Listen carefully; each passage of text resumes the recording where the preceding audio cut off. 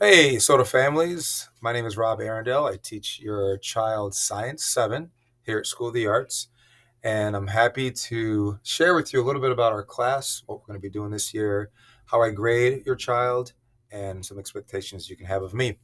Hopefully, you can see that my screen is right on a Google Classroom, one of my Google Classrooms. This happens to be period one.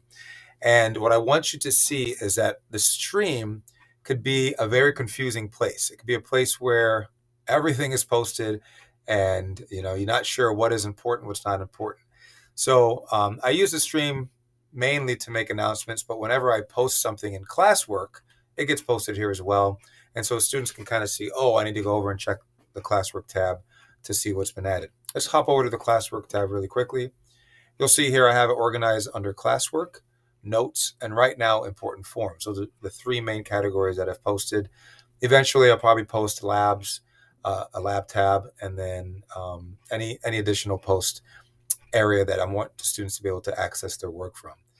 These are not assignments that I've assigned online. These are copies of everything we've done in class so far. If we happen to have an assignment on on on Google Classroom, you'll see it as actually an assignment. It'll have this little clipboard right there, or a quiz. It'll have a clipboard. So these items will be graded. As you can see right now, everything that I have up here is material. These are materials that can be copied and typed into and emailed to me for any missing assignments. So after we do an assignment in class, I go in here and I post it under classwork. Notes, their students keep a notebook in a composition notebook. And so far, that's what we've done. We've done these three classwork assignments and these notes. And then the important forms tab is important for our conversation right now. It's where you're going to find the course criteria and the lab safety contract. I need all of my students to have both of those forms completed. When you click on that, you'll see the Science 7 course criteria pop up here, and then the lab safety contract is right there. And I have most of the students' forms, but still missing a few. And in order for students to start any lab this year, they have to have that lab safety contract completed. So please ask them for that. If they don't have it, you can open it right here.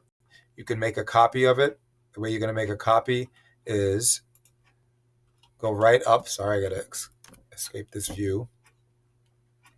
Oh, it's not letting me. Oh, it's because this is a not a Google Doc. This is a Word document that is being opened right now by Google Docs. So depending on what your computer lets you do, you might have to print it off and then sign it, or you can. I believe there's going to be an option for you in your computer to save it and then type in it and send it back to me. The other document is the course criteria, which I want to spend the rest of this video looking over. In the course criteria, you'll see all my contact information. So here's how you can connect with me.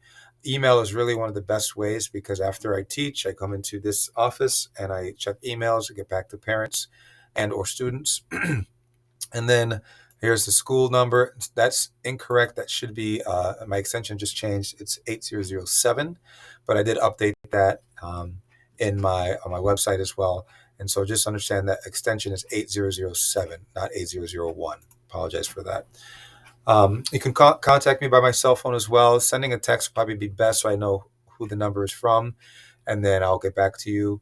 My hours to help your students is on B&D days during lunch and during advisement, which is fifth period, on those same days, B&D days.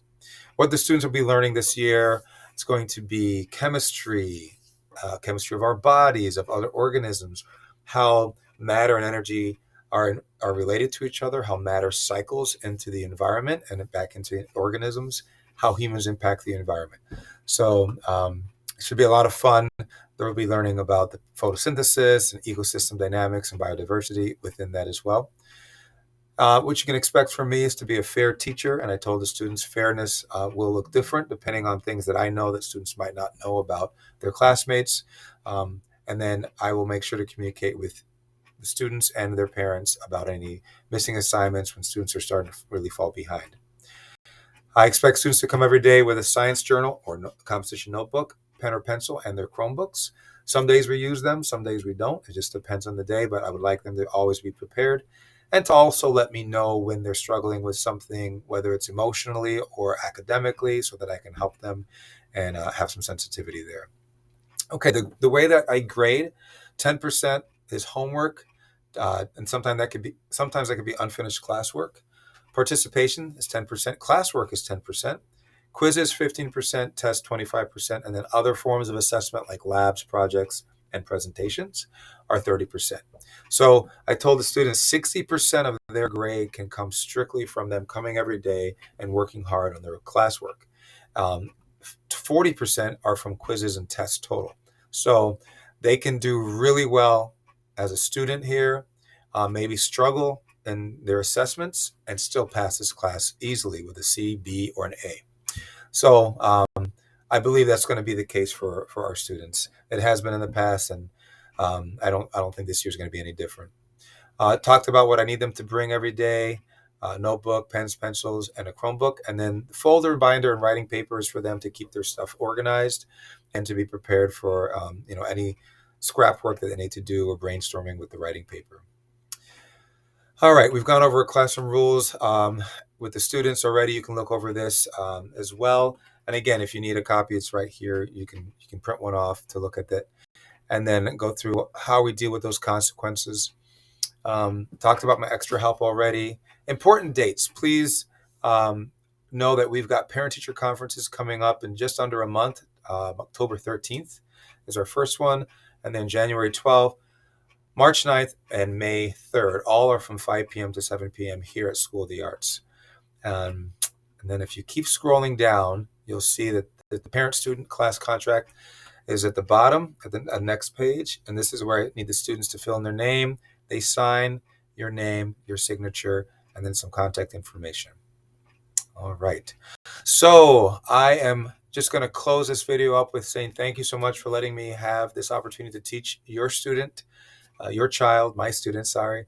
And I'm looking forward to learning a lot with them and seeing them grow as a SOTA scientist. Thank you so much. All the best.